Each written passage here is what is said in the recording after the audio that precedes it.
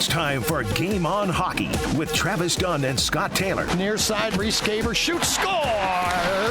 Talking all things from the blue line to the red line. A breakaway for Kaprizov. He's in. He shoots. He scores. And beyond. Sure, old-time hockey. Like 80s Shore. Yeah. Now here are your hosts, Travis Dunn and Scott Taylor. On the gate, and the coach of the University of Manitoba Bisons, and I want to make sure to stress that, it's the Bisons. I'm from Manitoba, so I'm very aware of that. Mike Sirant, welcome to the Game On Hockey. I appreciate you joining us. Oh, thanks, Travis and Scott. It's a pleasure to be here. Good to talk hockey.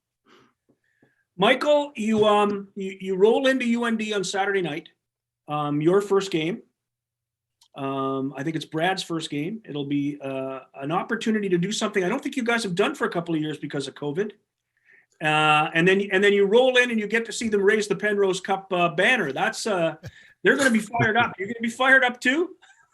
Now we always pick those dates where they have a big celebration of a championship, and the fans are, it's pretty electric in there. But we're excited to come back down to Grand Forks. It's been a few years, as you mentioned, Scott, since COVID's been not allowed us to make that trip, and we're always very grateful to Coach Barry and the UND to host us each year. It's an amazing experience for our players to go down there and get that high level of competition, which forces our players to get out of their comfort zone, and you only get better by playing better competition. So in terms of performance and development and growth of our team, it's a very valuable experience, and also just the opportunity to play in that spectacular building in front of the amazing fans in North Dakota. It's a real special experience for our players, and we're again grateful for the opportunity to come down and compete against UND. I was looking at the roster you have, Mike, and there are some Americans on the roster. Now, it was last year's roster, and this year's has not been updated. There was a player from Bemidji, I believe, in your roster. How excited would those guys be? Because you also turn around and play in Bemidji on Sunday as well, correct? That's right. Chase Hartsy's from Bemidji, and he played in the Western Hockey League with the Winnipeg Ice and Moose Jaw. So he's been with us a couple of years now. A really skilled, intelligent defenseman, and I'm sure he's going to have a lot of family out to see him play. He's very excited about coming home. Is that a rarity for you in a situation where you often get Canadian players who finished in the Western League to play for you or finished in the Manitoba Junior League to play for you, to get an American player to play for you, although, in fairness, his journey has been different than a lot of American players? Well, we have had a few Americans in the past, Scott, and it is something that we try to actively recruit, because the American players who choose not to go the college route, the NCAA route, and go to the Western Hockey League, once they're done, they have their scholarship money, and they're not eligible to play college hockey in the United States. So youth sports in Canada provides a great opportunity for those players who want to take advantage of their scholarship from the Western Hockey League and then go on and play pro after their time with us. So, and Minnesota, of course, being bordering with Manitoba, we would be the closest university to them. So it makes sense for those players who are looking at that, combining that hockey and academic opportunity. It's really a great opportunity for them to come just north here. Well, here's an opportunity right now, Mike. Brad's on the call. I can see him on the Zoom part of this equation, which is always fun because we get to see the guys join. But here's an opportunity to do some recruiting down here. There's only X amount of seats available, 62, 63 Division I programs, ACHA and so on. The competition level to get those seats is growing and growing and growing. Tell someone about the University of Manitoba. I'm very aware how good that university is. A lot of friends graduated from there. Top-notch education, great facilities. Here's an opportunity to do a recruiting call right now, even with Brad Barry. Brad's not listening, but do a recruiting on this one. Tell someone why they'd want to even consider heading north to the city of Winnipeg. It's a great city, great place to play hockey. Well, you've done some excellent promotion for me, Travis. So thank you for that. But no, it's University of Manitoba was a very highly regarded, respected university academically. It's a large university. We have almost 30,000 full-time students, a beautiful campus with a really nice blend of old buildings with new and modern facilities.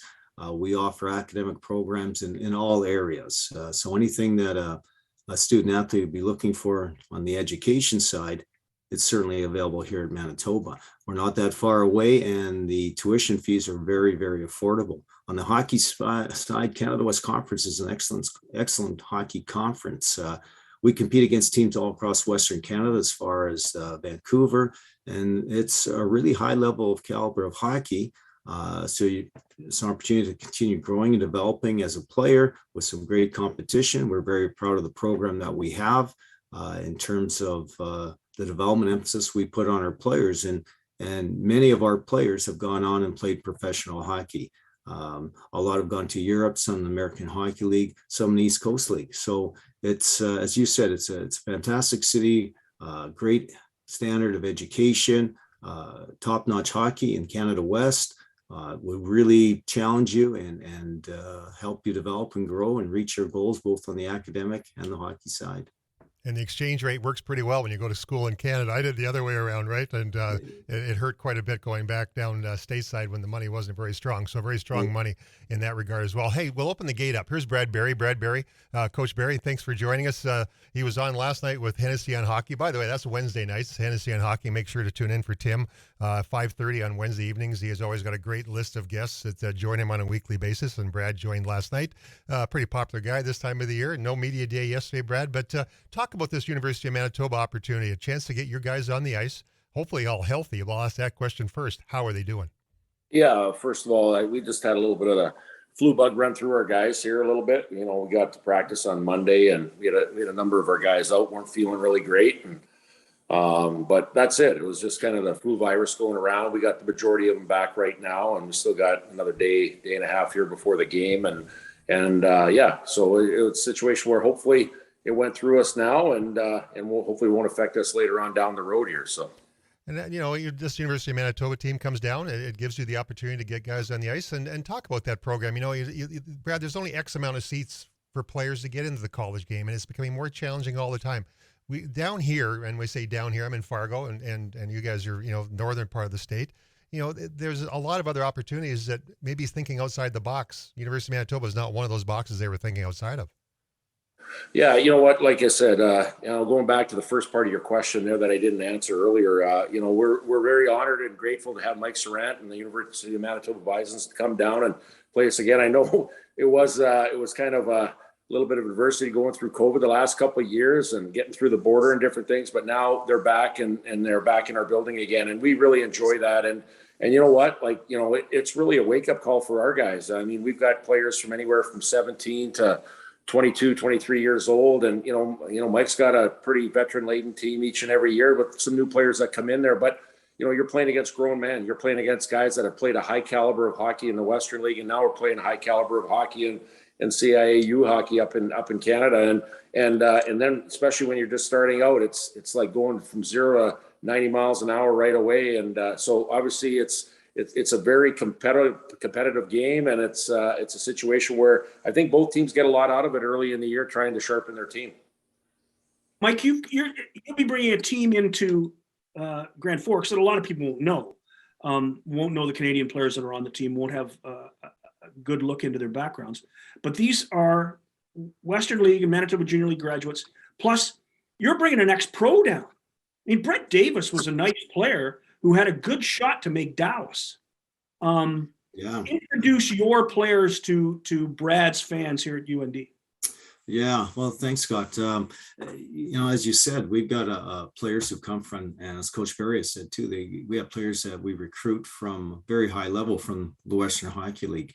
Our players will come to us at 21 years of age. That's where our hockey fits into the Canadian hockey model. It's an after junior league. So we're not competing against players with the Western Hockey League. We have a partnership with them where they would come to us after their time in the Western Hockey League. So, that's a very high caliber of hockey, as Coach Berry has said. So you get some good players with some, really good experience at that level. And players that we get from the junior A leagues, like the Manitoba Junior League, Saskatchewan Junior League, they've got to be, amongst the very elite of that league to be able to play at our level here. And you mentioned Brett Davis. Yes, he was an outstanding player in the Western Hockey League, highly skilled player, a real game breaker ability. he played with the Manitoba Moose and decided to come back and use his Western Hockey League scholarship money. So he's been a great addition to our program.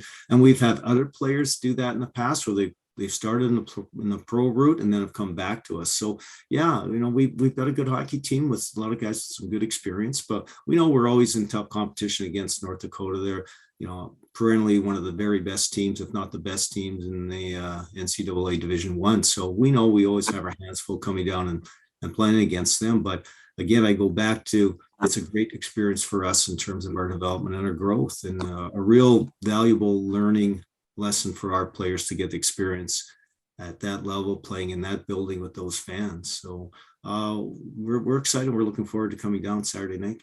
Well, Mike, I hope you've opened a few eyes with your eloquent, the way you've explained so eloquently the University of Manitoba opportunity. Maybe someone will look at universityofmanitoba.com, take a look at their education, take a look at an opportunity to head north to play hockey in Winnipeg for a really, really good hockey program and a very good competitive hockey league. We appreciate you jumping on board. We'll get a chance to meet you in person on Saturday evening. Scott and I will both be in the big city of Grand Forks.